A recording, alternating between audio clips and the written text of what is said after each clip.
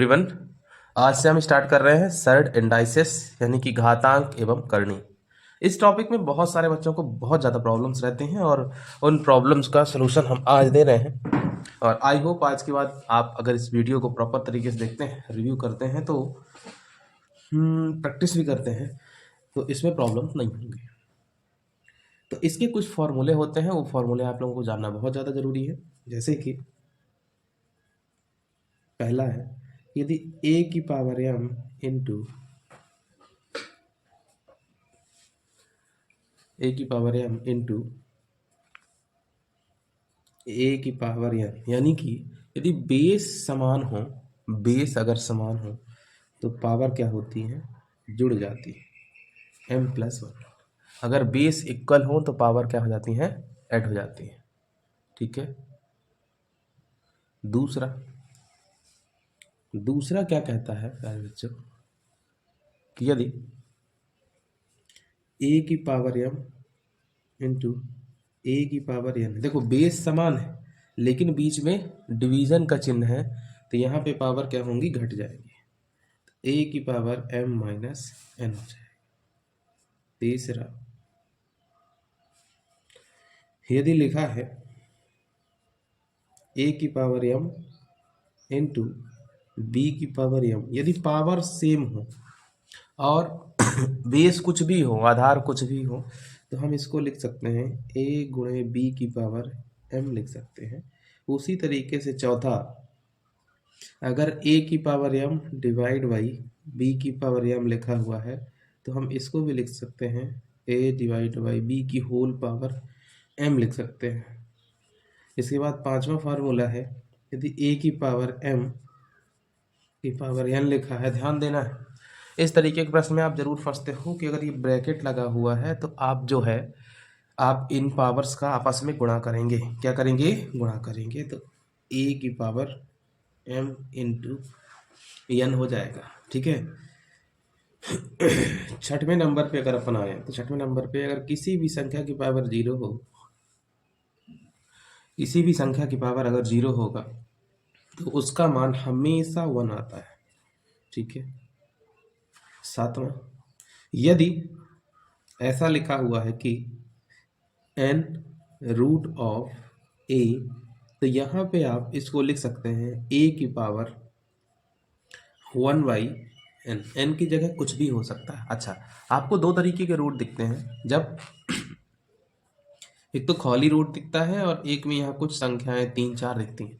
और जब यहाँ पे खाली रहता है, इसका मतलब ये है कि यहाँ पे 2 हमेशा अवेलेबल होता है। क्या होता है, 2 अवेलेबल होता है। जब जो लिखा है वो तो अवेलेबल होगा ही। ठीक है। तो इस तरीके की चीज़ें होती हैं बच्चों, ये कुछ फार्मूले हैं और इन फार्मूलों के बाद हम कुछ प्रश्न सॉल्व करते हैं जो आपके लिए बहुत ज़्यादा इम्पोर्टेंट होंगे। ठीक है, जो आपके लिए बहुत ज़्यादा इम्पोर्टेंट होंगे। अब चलिए शुरू करते हैं। ठीक है, प्रॉब्लम्स।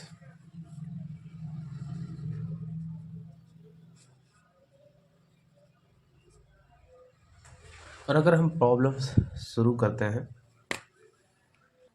बहुत बेसिक बेसिक चीज़ों से चलेंगे। ठीक है, जहाँ से कोई स्टार्ट नहीं करता, लगभग लगभग हम ये मानते हैं। जैसे पहला प्रश्न लिखा है 3 की पावर 4 इंटू 3 की पावर 7 इंटू 3 की पावर -2। तब हमने क्या बताया था कि अगर बेस सेम है तो उस केस में पावर क्या होती है, ऐड हो जाती हैं। तो भाई यहाँ 3 की पावर क्या हो जाएगा, 4 + 7। अब ये देखो, कायदे से ये भी ऐड हो रहा है, लेकिन ये -2 है, तो क्या हो जाएगा 4 और 7 4 11, 11 में से 2 गए, कितना बचेगा 9। तो 3 की पावर 9 इसका आंसर हो जाएगा। बात समझ में आ रही है कि अगर आधार समान है, देखिए यहाँ पे बेस 3 है, इसका भी 3 है और इसका भी 3 है, तो बेस सेम जब भी होंगे तो पावर क्या होंगी, ऐड हो जाएंगी। पावर क्या होंगी, ऐड हो जाएंगी। ठीक है। और पावर, नेक्स्ट आगे चलते हैं। दूसरा, जैसे कि हमने बताया कि अगर जैसे लिखा है 4 की पावर 5 डिवाइड बाई 4 की पावर 2, तो यहाँ पे क्या होगा 4 की पावर 5। अगर डिवीज़न लगा हुआ है तो ये पावर क्या हो जाएगी माइनस, तो क्या हो जाएगा 4 की पावर 3, यहाँ पे हमारे पास आंसर बच जाएगा। ठीक है, ये बहुत बेसिक प्रश्न है और इन प्रश्नों को आप लोगों को सॉल्व करने की कोशिश करना है। ठीक है, और प्रश्नों की इसी श्रृंखला में अपन लोग और आगे बढ़ जाते हैं। अब अपन एक तीसरा प्रश्न लेते हैं। ये बहुत बेसिक है बच्चों, ये प्रश्न पेपर में नहीं आते, लेकिन अगर आप इनसे आपसे यही नहीं आ रहा तो फिर आप कहीं के नहीं हो। अब जैसे एक प्रश्न है 3 की पावर 2 की पावर 5, अगर ये कोष्टक लगा है, ब्रैकेट लगा है, उस केस में कितना हो जाएगा 3 की पावर 2 इंटू 5, तो 3 की पावर 10 हो जाएगा। क्या हो जाएगा 3 की पावर 10 हो जाएगा। ठीक है, चलिए एक और छोटा सा प्रश्न लेते हैं और फिर मेन वाले प्रश्न स्टार्ट कर देंगे। अब जैसे चौथा लिखा हुआ है, ठीक है, कि 5 की पावर 0, तो कितना हो जाएगा 1। अगर यही 6 की पावर 0 होता तब भी 1 होता, 7 की पावर 0 होता तब भी 1 होता, अगर 1000 की पावर 0 होता तब भी क्या आंसर आता 1 आंसर आता। कैसे कितना आंसर आता 1 आंसर आता। इस तरीके से इसकी कहानी चलती है। अगर हम एक पांचवा प्रश्न और ले लें, चलो पांचवा प्रश्न और ले लें कि लिखा हुआ है 3 इंटू 2, इसकी पावर भी 10 है और इसकी पावर भी 10 है, तो हम यहाँ पर लिख सकते हैं 3 इंटू 2 की होल पावर 10 लिख सकते हैं। ठीक है, और अंदर गुणा भी कर सकते हो, 60 की पावर 10 हो जाएगा। अब अपन टाइप स्टार्ट करते हैं बच्चों, और टाइप 1 सबसे पहले स्टार्ट करते हैं, टाइप फर्स्ट। अब अगर टाइप फर्स्ट की अपन बात कर लें, उसमें पहला ही प्रश्न ले लें, ठीक है, तो पहला ही प्रश्न उसमें आप पाएंगे कि ये जानलेवा है।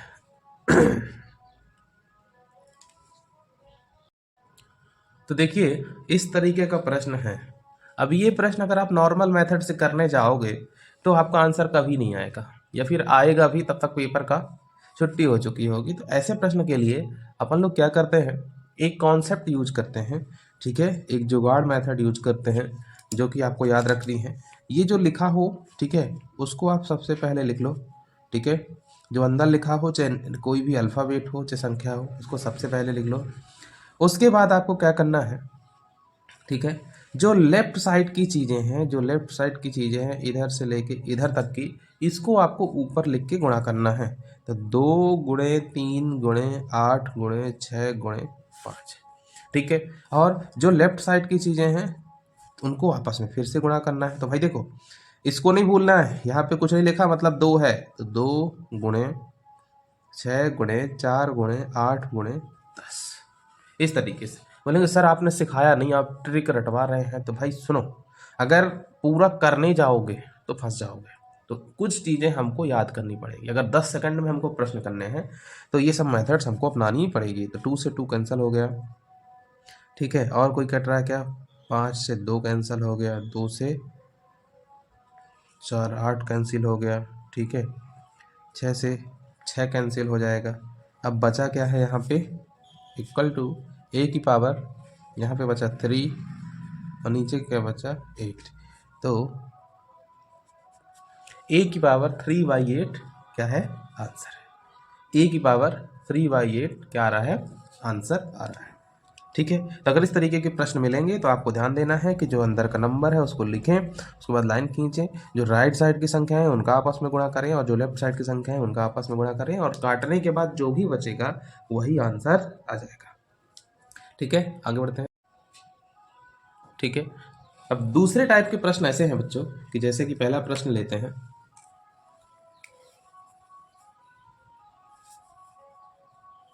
Under root of 5 into under root of 5 into under root of 5, ठीक है, बस। अब ये प्रश्न दे दिया, आपको इसका आंसर ढूंढना है। आपको क्या करना है, इस प्रश्न का आंसर ढूंढना है। तो फाइनली क्या होगा, तो इसके लिए भी आपको सेम तरीका अपनाना पड़ेगा कि आप देखो, ठीक है, कि नीचे क्या है 2 2 2, तो 2 2 2 का आपस में गुणा करोगे तो कितना आएगा। तो सीधे इनके आंसर के लिए हम तरकीब अपनाते हैं कि जो भी संख्या, ध्यान देना, एक प्रश्न ये है जो यहीं पे खत्म हो जा रहा है, एक प्रश्न और आएगा जो इन्फिनिटी पे खत्म होगा, वो अगली वेराइटी हो जाएगी, उसको अलग तरीके से सॉल्व करेंगे। ठीक है, इसको अलग तरीके से सॉल्व कर रहे हैं। तो 5 × 5 × 5 लिखा है, तो हम 5 लिखेंगे और 5 की पावर क्या आ जाएगा, तो 5 की पावर आपको इस तरीके से लिखना है, इसका आपस में गुणा करो, 2 दूनी 4, 4 दूनी 8, तो इसका गुणा आप पहले से कहाँ लिखते थे, 8, ऊपर 1 माइनस करके लिख दो तो 7, तो 7 बटे इसका क्या आ जाएगा, आंसर आ जाएगा। ठीक है, जैसे एक और प्रश्न लेते हैं दूसरा। ये सब तरकीबें आप लोगों को याद रखनी पड़ेंगी, अन्यथा आप लोग कभी भी सॉल्व नहीं कर पाएंगे इन वाले प्रश्नों को। ठीक है, जैसे दिया है 3 × 3 × 3 × 3 × 3, 1 2 3 4 और 5, चलो 5 बार दे दिया है। ठीक है, 6-7 हज़ार बार देते हैं, हमको क्या करना है, हमको कोई प्रॉब्लम नहीं। तो देखो बच्चों, नीचे क्या है, तो आप लिखोगे 3, फिर ये लाइन खींचोगे, और ये लाइन खींचने के बाद देखोगे कि कितने बार है, 2 दूनी 4, 4 दूनी 8, 8 दूनी 16, 16 दूनी 32, 2 दूनी 4, 2 दूनी 4, 4 दूनी 8, 8 दूनी 16, 16 दूनी 32। ठीक है, अब मान लो एक बार और होता है, ठीक है, चाहे जितनी बार लिख लो कोई प्रॉब्लम नहीं है। तो 32 दूनी कितना हो जाता, 64, तो ये क्या लिखते हैं, नीचे वाली संख्या को हम 64, और ऊपर वाले को क्या लिखेंगे, 1 घटा के, तो क्या हो जाएगा, 63 हो जाएगा। क्या हो जाएगा, 63 हो जाएगा। ठीक है,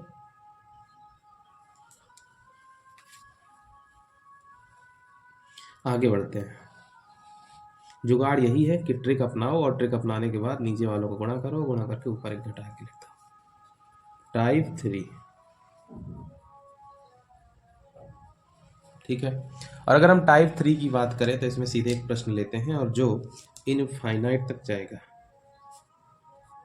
ठीक है, √6 plus √6 plus √6 plus dash dash dash, तो ये कहाँ तक जाएगा, इनफाइनाइट तक जाएगा। कहाँ तक जाएगा, इनफाइनाइट तक जाएगा। तो इन प्रश्नों के हल करने का तरीका भी अलग है, और वास्तव में देखोगे आप तो पुराने प्रश्न में मल्टीप्लिकेशन का साइन है, और नीचे वाले प्रश्न में पॉजिटिव यानी कि प्लस का साइन है। ठीक है, तो ये चीज़ें बदलती रहेंगी, साइन भी बदलता रहेगा, और उसके हिसाब से मेथड्स भी बदलते रहेंगे। आपको जिस तरीके से कराया जा रहा है आप उसी तरीके से करें और खुश रहें। ठीक है, अब इसको हम देखिए, तो इसको इक्वल टू x मानेंगे, जब भी ऐसा प्रश्न मिलेगा इक्वल टू x मानेंगे। मैं इसका मेथड बता देता हूँ, उसके बाद इसको हम चुटकियों में उड़ाएंगे, इसको बस देखते हुए बिना पेन कॉपी के यूज के हम उड़ा देंगे इसको। तो √6 प्लस, अब देखो ये पूरी वैल्यू खत्म तो हो नहीं रही है, तो ये x के ही बराबर होगी, और ये हो गया x। अगर हम दोनों साइड स्क्वायर करते हैं तो 6 + x = x का स्क्वायर, तो ये हो क्या जाएगा, x² - x - 6 = 0। और जब आप ये इक्वेशन सॉल्व करोगे पुराने मेथड से, तो इसको कैसे सॉल्व करते हैं कि भाई गुणा करने पे कितना आए और जोड़ने पे कितना आए, जोड़ने घटाने पे आना चाहिए x, और गुणा करने पे कितना आना चाहिए, 6। कितना आना चाहिए, 6। तो जब आप इसका सॉल्व करोगे तो आएगा, देखो मैं कर देता हूँ, x² - 3x + 2x - 6 = 0। तो यहाँ पे हो जाएगा x - 3 + 2x - 6 = 0। तो x की वैल्यू क्या आएगी, x की वैल्यू आ जाएगी 3 और -2। ठीक है, क्योंकि रूट की वैल्यू कभी भी माइनस हो नहीं सकती, तो यहाँ पे आंसर क्या हो जाएगा, 3। तो आंसर क्या है, 3 यहाँ पे आंसर है। बात समझ में आ गई, नहीं समझ में आई, और आगे बढ़ते हैं। ठीक है, चलिए और आगे बढ़ते हैं। एक और प्रश्न लेते हैं जिसमें यहाँ प्लस की जगह क्या होगा, माइनस होगा। अब ये प्रश्न है, इस प्रश्न में आप देखेंगे तो √6 - √6 ये तो कहाँ तक ये जाता है, ये इन्फिनिटी तक जाता है। और जब ये इन्फिनिटी तक जाएगा तो इसके लिए हम क्या करेंगे, अगेन सेम प्रोसेस अपनाएंगे। √6 - ये जो हम इसको लिखेंगे √6 - x = x। अगेन स्क्वायर करेंगे तो 6 - x बराबर x² आ जाएगा। तो यहाँ से हमको मिलेगा x square plus x minus 6 equal to 0। तो यहाँ से हम देखेंगे कि x square plus 3x minus 2x minus 6 equal to 0।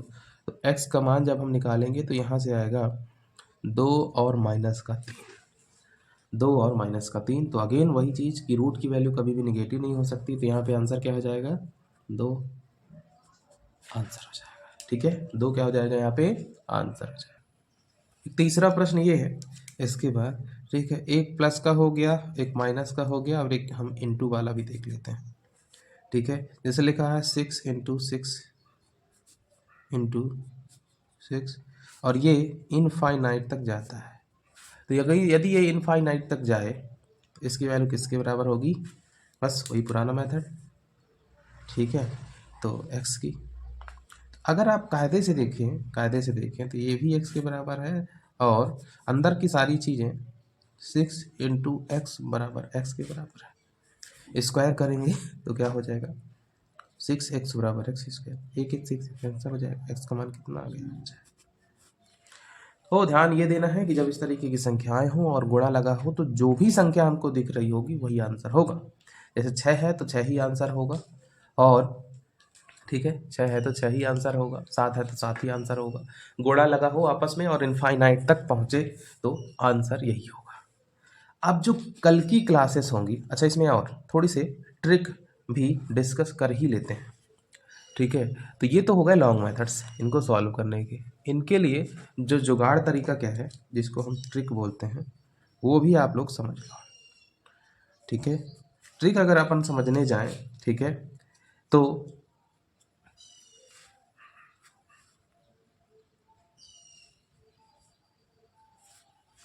समझिए, रूल नंबर 1 कहता है कि जो भी नंबर हो, ठीक है, उसके हमको क्या करना है, फैक्टर करना है।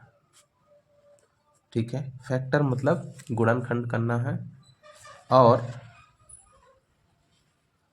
जिनका डिफरेंस 1 हो,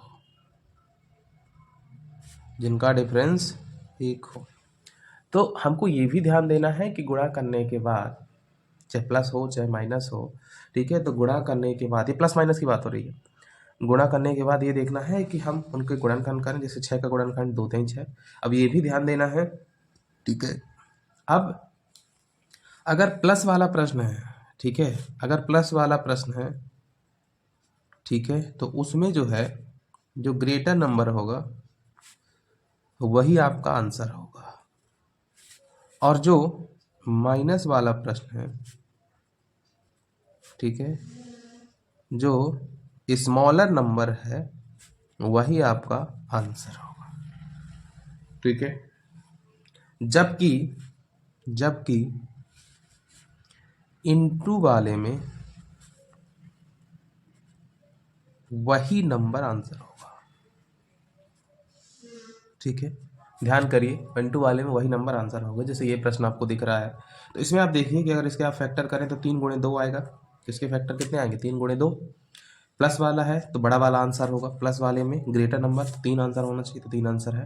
दूसरा हमने किया था माइनस वाला, जिसमें 3 गुणे 2 आएगा, लेकिन माइनस है तो 2 आंसर था, ये देखिए 2 आंसर है। तीसरा वाला इनटू वाला है, तो इसमें कौन सा आंसर होगा, जो संख्या होगी वही आंसर होगा। लेकिन हमको ये नहीं भूलना है कि ये वो वाले प्रश्न हैं जिनमें हम इन्फिनिटी तक जाते हैं, जिनमें हम इन्फिनिटी तक जाते हैं।